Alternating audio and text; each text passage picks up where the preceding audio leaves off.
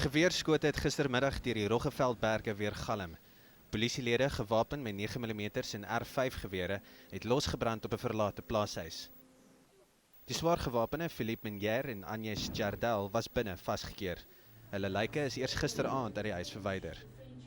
Ons het die lyke gister verwyder uit die woning uit. Dis op hierdie stadium in Calvinia, maar ons is doodseker daarvan dit sal vervoer word na Kimberley toe waar 'n behoorlike patoloog dan nou ondersoek sal doen op die liggame. Die Sutherland gemeenskap is geskok oor wat op die plaas gebeur het. Hier het nog eens sulke besigheid gebeur nie. Ek voel sleg oor die aangeleentheid en ek meen, dit is 'n tragiese einde, jy weet. Rudy Blom was die eerste persoon wat die paar op Sutherland leer ken het. Ek sê, en die vrou het ook 'n goeie sin vir humor gehad en so aan. Die Franse paartjie het vir 12 jaar op die plaas gebly. Maar verlede jaar het die eienaar vermoed dat hulle wapens en ammunisie in die huis het. Toe die polisie die huis verlede Vrydag wou deursoek, het die paar op polisie losgebrand. Die 27-jarige Jacob Boleme is doodgeskiet en sy kollega, die 42-jarige Glenwell de Toy, is gewond.